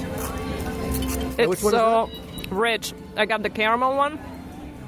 It's all chocolate. You can taste the caramel. Cute. It's so tiny. Which one did you get? I think I got the hazelnut. Yeah, I got the hazelnut. It's stupid You good. almost can stick the whole thing in your mouth, but I'm trying not to, so you can have a bite. Wait. Yeah. It's very similar. Oh. So. Right? It's not really ice cream.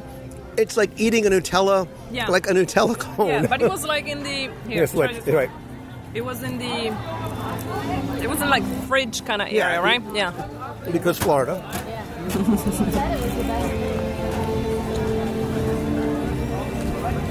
You can taste the caramel in that one, right? Mm-hmm. Oh. Wait, I just started talking into the ice cream cone because I didn't realize I didn't have the recorder in my hand. That's how excited we are. It's very rich. Everything is better with Nutella. And is Nutella, is it something that's eaten, like, again, forgive the ignorant question, but is it eaten like a lot and just by kids or by adults?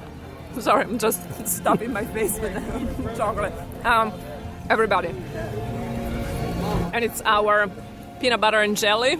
That's the Nutella. Like, again, the 5 o'clock snack, the merenda. I grew up with a fresh from the bakery bread and just Nutella on top. That was my snack. Mm-hmm. It's so good. I say, again, I'm savory over sweet. This might be the perfect little snack. Yeah. It's the right size. It's small enough that you're not really supposed to share it, probably. But you got that the nice fresh crunch from the cone, and just like densely packed in Nutella with little pearls or whatever on top. Oh, that's yummy. That's $2.40. Really, really well spent. I agree. And it's funny because, like, in Italy, when you have those cones, the ice cream cones, usually just at the very bottom, at the tip, you have, it's all filled with chocolate. And so I remember eating it and getting to the very bottom. That's the favorite part. And I love that they did the whole cone in chocolate, because I'm sure somebody was like, we need to do that. I almost want to do a video or like a top 10 thing with that, but I'm afraid the curse of Luke, because usually when I do a video of something, it goes away.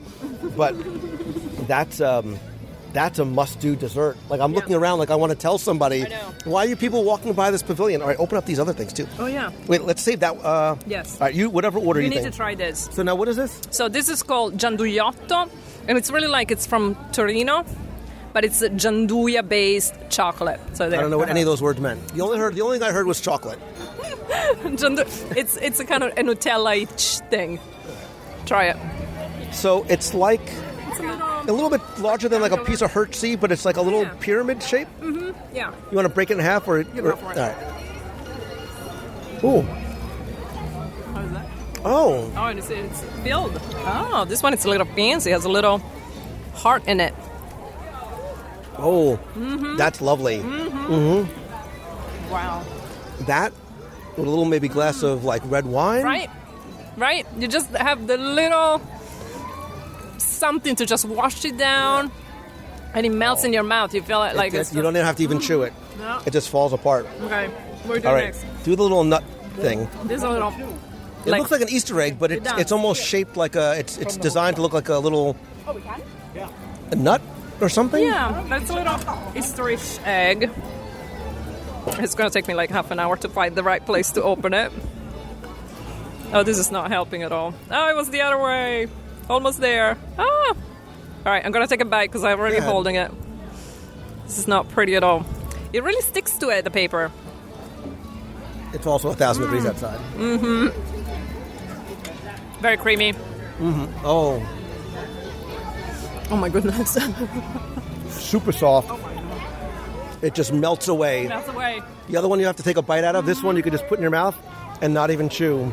But it's not overly sweet, right? It's sweet, obviously. I mean, it's chocolate. You feel it, but it's not. It has a little bit of a bitter taste. I like dark chocolates. Dark chocolate, yeah. And all these little sample chocolates are like 79 or 99 cents. Something like that. So very doable. Which is a really nice way to sample some of the flavors without having to do a full sit-down menu or buy a giant bag of chocolates that you might not enjoy. But trust me, you'll enjoy these. All right, you go for it. Now, these are they look like little coconut balls. Yeah, that's exactly what it is.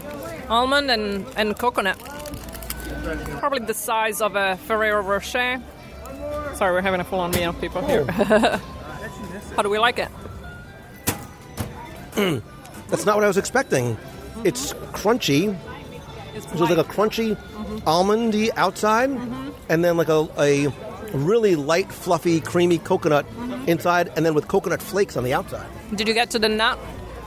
There's a little nut. You got it? Oh. And it's very creamy, but it's very light. It doesn't feel heavy at all. It's called Raffaello. If you guys are looking for it, it's the name, Raffaello. Not super sweet. It's not heavy at all. I was afraid it was going to be like a really heavy almondy. That's wonderful. I'm looking around with a big smile on my face like, that is a wonderful little treat. And that's one of the things I love about World Showcase is the ability to do exactly what we just did.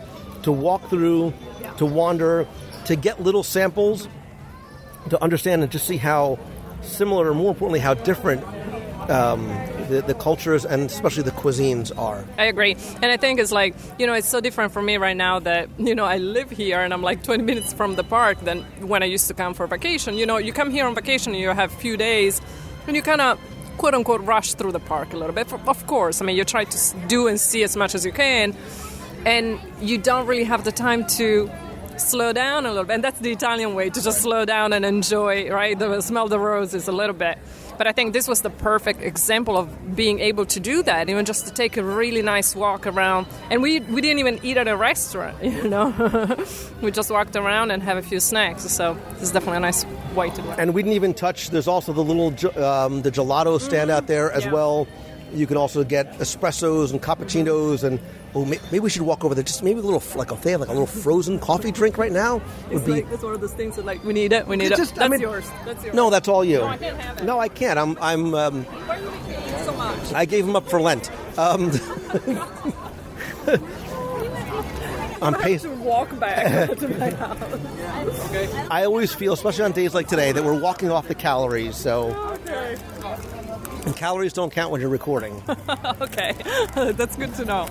Oh my goodness. I'm just going to eat the whole thing. Go ahead, just pop it. You pop the whole thing in your mouth. So originally the donkey cart used to be out here, and now they have about 6 or 7 different wines as well as cold beverages and coffees. Mm-hmm. So they have Italian beers, sparkling waters. So there's the aranciata and limonata sodas. Yeah, l'aranciata and limonata. I don't know what they have. Like, l'aranciata is kind of like a Fanta. It's an orange soda. Limonata is the same. A lemonade, but a little bubbly. Hot coffees. We'll have to see maybe if they've got something a little, to cool us down and just cleanse the palate. Maybe una limonata. Yeah. Una limonata. Or they have a lemon tea. Or both. We could just get both. Yeah. And so before we do, we'll do this off the air so we don't take up spots in line. I think Italy is such a great example and representation of the history and the details, and I think there's such opportunity here, not just for us as adults, but I think if you are a parent, you have people say there's nothing for kids, quote unquote, there's nothing for kids to do in Epcot. I think as parents, we have the opportunity to take them through here because everybody is from Italy or from Japan or from Norway or Arendelle, whatever. You have the opportunity to talk to them, to learn about their culture. You were speaking Italian to the girl behind the counter, which I loved. I'm sure she enjoyed and appreciated too. She's been here for about a month. But you don't have to have an attraction per se on a guide map to make these pavilions attractions. I agree 100% what you just said, and especially the talking part. Just go up to one of those cast members here and just ask them about their cultures or what their favorite thing on the menu, because I know they love to share and they're so friendly, and they will tell you things about the culture that they really know. Because again, you're right, I was talking to a girl in a store. She just moved here a month ago. She's fresh off the boat like I was 20 years ago, and it's different for me, obviously, 20 years ago, and she just came from Italy. It's her culture. She lives there, and I can feel it the way she was talking and everything. She was beautiful. And so I think it's one of the most important things. Go from one pavilion to another and chit-chat with them. And another thing that I just want to point out, also be sure to see the park at night, right? Because there's something about, again, seeing with all the lights, and you have the lagoon right in front with the water. There's something very, very magical about it. Yeah, take your time as you wander through. Talk to the cast members. That's what they're there for. All the things that we wanted to show you and point out to you, they can speak to as well and sort of share stories from their experiences back in Italy. I think you're right. Sitting outside here with some fun snacks or a glass of wine or being here at night and watching illuminations, I think this is one of the more beautiful pavilions, especially when it is lit up at night.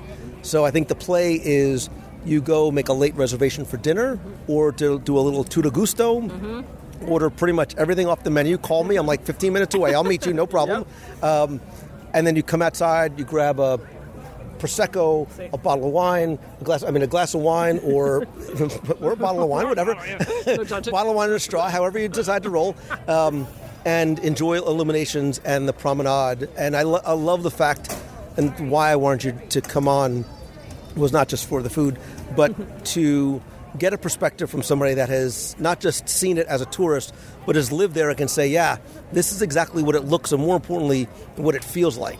I agree. And it's even right now that we're standing right outside of it, there are so many people just gathering in the center of it, in the piazza, in the square, just sitting on the steps, and that's something very Italian to do. And I think, again, because of the way it was designed, it attracts people to do that. They were able to bring that kind of feeling to the pavilion, and it's one of the most crowded pavilion when it comes to just chill out.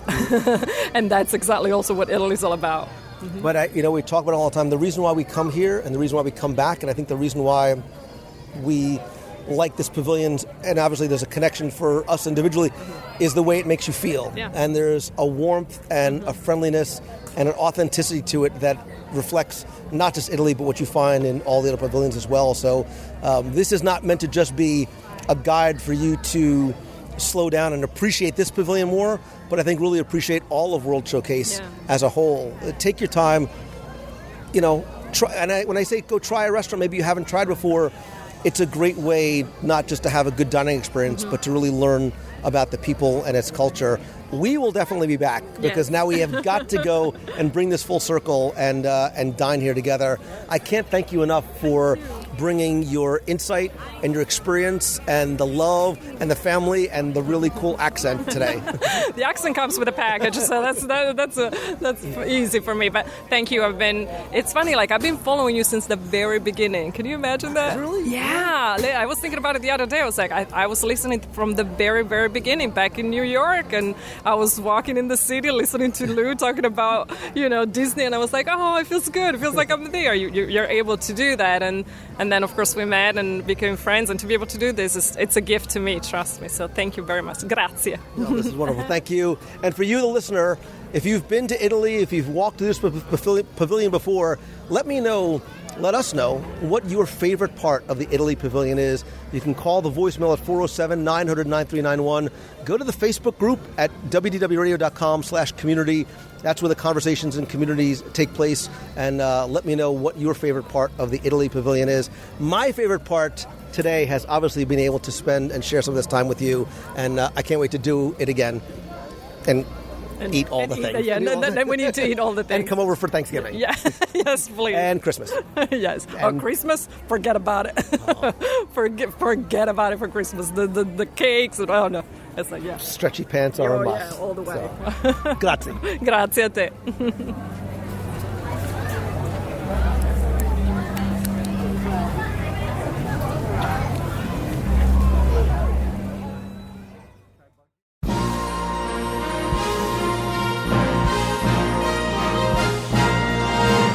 Time for our Walt Disney World Trivia Question of the Week, where I invite you to test your knowledge of Walt Disney World's history or see how well you pay attention to the details, sometimes in what you see, hear, remember, or eat. If you think you know the answer, you can enter via our online form for a chance to win a Disney Prize package. Of course, before we get to this week's question, we're going to go back, review last week's, and select our winner. So last week, I was excited and honored to have Jim Cummings, the voice of Winnie the Pooh in the upcoming Christopher Robin film, join me on the show. I'm a big Pooh fan. I have been since I was a little kid. And actually, Jim is going to be the first Disney voice actor, maybe first voice actor anywhere, to reprise his voiceover role in a live-action film, which I think will be followed by James Earl Jones as Mufasa in 2019's The Lion King. But last week's question was all about some of the little bit of facts and details, not about the film, but the attraction itself. And I talked about some of the details of the picture of Pooh and Molly and Toad handing the deed over to Owl. But your question last week was to tell me what now extinct attraction is honored not in the queue or the attraction itself, but outside the many adventures of Winnie the Pooh. And I also gave you an extra bonus question as well. I had said that speaking of the queue, there was actually an interactive queue back in 2001 that was probably the shortest lived ever. It lasted maybe a day, possibly up to a couple of days, to tell me what the name of that now extinct part of the attraction is called. And again, that was just a bonus for a little bit of an extra prize. But let's go back to the main question. What attraction is honored not in the queue, but outside the many adventures of Winnie the Pooh?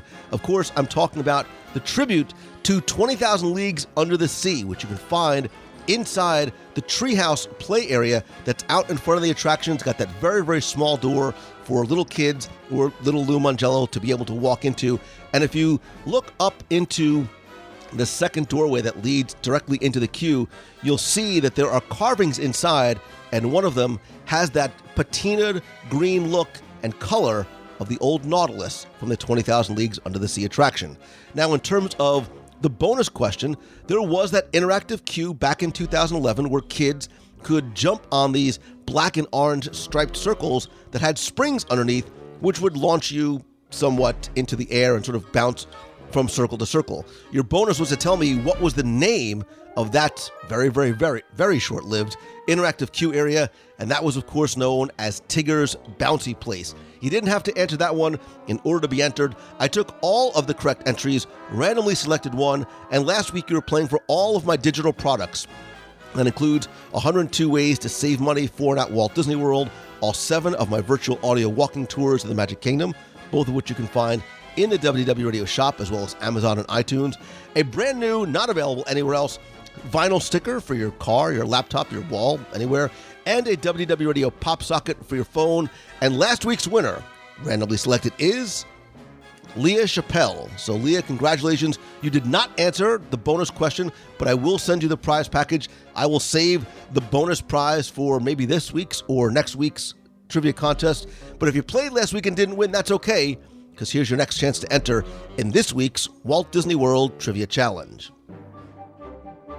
So this week's show is all about Italy, and like me, it's all about the food. And Via Napoli in the Italy Pavilion has 3 wood-burning ovens that don't just afford us guests and locals some of the best pizza you're going to find like anywhere, but there's also a little bit of a story behind their unique design, because they pay tribute to the 3 active volcanoes in Italy.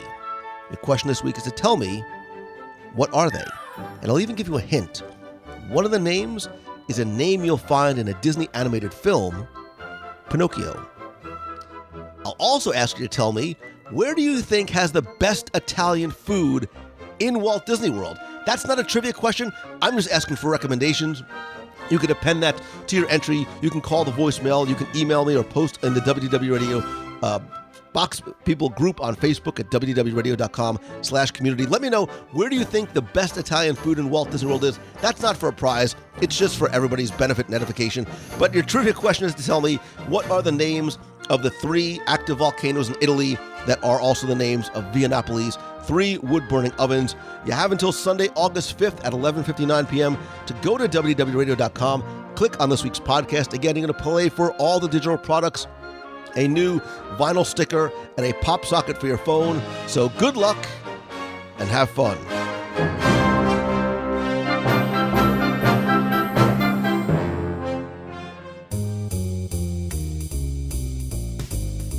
That's going to do it for this week's show. Thank you so much for taking the time to tune in this and every week. Please be part of the continuing conversation, more importantly, the community, by going to wdwradio.com/community. That will take you to our Facebook group. Please come by, introduce yourself, comment on this week's show, let me know your favorite Italian restaurant in Walt Disney World, start a conversation of your own again, be part of the community and the WDW Radio family. Don't forget, you can also connect with me. I am at Lou Mangello on Twitter, Instagram, Pinterest, and that's also my personal profile on Facebook. If you have a question you want me to answer on the show, you can email me, lou@wdwradio.com, or call the voicemail. Comment on this week's show, ask me a question, or just say hello from the parks. Of course, as much as I love connecting with you online and speaking with you there, I still believe that nothing beats a handshake and a hug. That's why I still continue to have Meets of the Month in Walt Disney World, as well as other events on the road. Go to our events page at facebook.com/WDW Radio. Stay tuned for the August Meet of the Month announcement coming in the next couple of days, as well as on-the-road events in Indiana and Pennsylvania. Be part of our WDW Radio running team by going to wdwradio.com/running. I also want to welcome and, more importantly, thank all of the new and longtime members of our WDW Radio Nation family, including Claire Casarato, Herschel Ilney, Rick Pierce, Amber Grant, Madison Nicholson, and Noemi Fixmer. If you want to not only find out how you can help the show, because it does go a long way, but also get exclusive rewards every single month, including care packages, scavenger hunts, personalized Magic Band cover, logo gear. We do live video group calls, special events, early access to events, which may come in handy later on this year, and a lot more.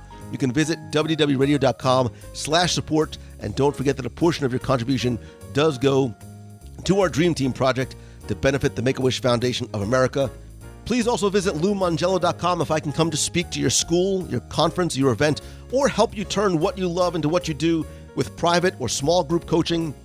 I currently have only 2 spots left for my Tuesday night weekly mastermind group, which is going to begin in August.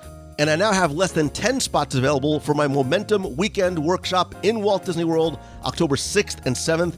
Dan Cockrell and Ashley Eckstein are our keynote speakers. I'll be announcing sessions and additional speakers this week. But again, if you are looking for an interactive, small, helpful environment where you're surrounded by like-minded entrepreneurs to help you really take your idea or your business, your product or service to the next level, please visit LouMangello.com/momentum. Thanks as always to Mouse Fan Travel, my official and recommended travel providers. Whether you're going to any Disney destination or really anywhere for a vacation, they can help you with the best possible prices, all available discounts, and really at no cost to you for what is an exceptional level of personal service. Visit them at mousefantravel.com. Also check out celebrationspress.com where you can subscribe and order back issues of Celebrations magazine. And as always, my friend, and you are my friend, whether we have met yet or not, all I ask is that if you like the show, please help spread the word. That is how our family and community will grow, and more importantly, grow organically and continue to grow with like-minded, positive, happy people that just love talking about the things that we enjoy about Walt Disney World and the Disney parks. I want to thank some recent reviewers like Tom Nolan from Princeton, New Jersey, says, WDW Radio, best podcast ever, with dots for emphasis. He says, I've been a loyal listener for a couple of years. It keeps getting better and better. WDW Radio isn't just the best Walt Disney World podcast. It's among the most entertaining, enjoyable, and just plain fun shows to listen to. It's all because of host Lou Mangello. Thank you. He's obviously a true Disney, Marvel, Star Wars, etc. fan, just like I am, but it's pure magic listening to Lou talk about what's coming at the parks, the movies, anything that makes the Disney brand the wonder that it is.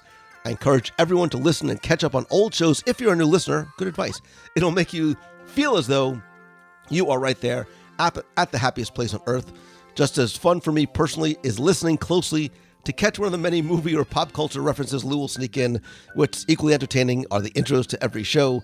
Lou throws in a bunch of Disney attraction quotes, movie references, music, etc. And it's a really cool way to kick things off and start the fun. So from one Jersey guy to another, former Jersey guy, many thanks, Lou. You continue to make my long daily commute from New Jersey to Manhattan more enjoyable. Carman761 says, Lou may not know everything about Walt Disney World. Oh, okay. Oh, but he knows who do. The best podcast about Disney. Lou's love for Disney oozes in every show. Oozes. He lives to share his passion and truly cares for his listeners. A true joy to listen to. The show will feed your Walt Disney World addiction and keep you coming back for more. And Eric and Ashley say, Lou is awesome. Thank you. My wife and I love listening to the WDW Radio podcast. This podcast has helped us get our Disney fix in between trips. He's a friend we've never actually met yet. With all the negativity in the world, it's great to listen to his fun and positive podcast. Keep doing what you do, Lou. Eric, Ashley, Carman, and Tom, thank you all so very much. If you want to leave a quick review, you can go to iTunes, search for WDW Radio, or just go to www.radio.com/iTunes. Finally, and most importantly, thank you so very much for being my friend, for taking the time out of what I know is your incredibly busy day or night to tune in, to listen, to comment, to share, and to like. And if there's some way that I can help you, please reach out to me on email or Facebook Messenger. And to quote a very wise little bear, always remember that you are braver than you believe and stronger than you seem, and you're smarter than you think. And I hope that this truly is your best week ever. So until next time, thanks again. See ya. Good morning, Lou Mangello. This is Michael Riley. Thank you so much for giving a shout out for Nolan's birthday yesterday in the box. I got him for his birthday the Goofy Disney Treasure DVD set. I got him the Louis Prima Mary Poppins LP. So cool. And I asked him what his favorite thing was. What was his best Christmas thing? You wishing him a happy birthday. Thank you, buddy. Have a great day. Love you. Bye. Hey, Lou. It's Christine Morrison from Flowertown, PA. I wanted to give you a heads up. I just took a road trip to South Carolina with my uncle, and we listened to Enzo's Hideaway review, which was awesome. But he loved it because he is a Italian man from New Jersey, just like you, and you took him right back to when he was a kid. And he loved it so much that we then on the way back, I think we listened to 3 or 4 of your podcasts, and he is hooked. So he's going to go home, download the app. He's all about it, which is really, really cool. He just loves it. He loves your positivity, and he loves the content of the shows. So it's a rainy day here in Pennsylvania. I've got a lot of laundry to do, but I haven't listened to the latest podcast, so I'll be doing that. I'll see you guys tonight in the box. It's Wednesday morning at 8:22. Have a beautiful day, and everybody make somebody else smile. Talk to you later. Bye. Hi, Lou. My name is Brenna Trainer, and I live in Colorado Springs, Colorado, and I'm very new to your podcast, and I just wanted to say that I love it. And I know that on a recent podcast, you mentioned, like, just the wonderful grandeur and just beautiful set and production of Beauty and the Beast on Disney Cruise. And I wanted to mention that if you haven't already talked about it, Aladdin the Musical is on tour right now in Boston. I think it's in Boston, and then it's going to Buffalo, New York. Anyway, I saw it when it was in Denver, and it was the most spectacular show that I have ever seen. I mean, the Cave of Wonders set alone was worth the price. And the cast was just excellent, and it was just so lively and fun and amazing. So I just wanted to give a really strong recommendation for that for anybody that lives in the area. And thank you for all that you do. Have a wonderful day. Bye.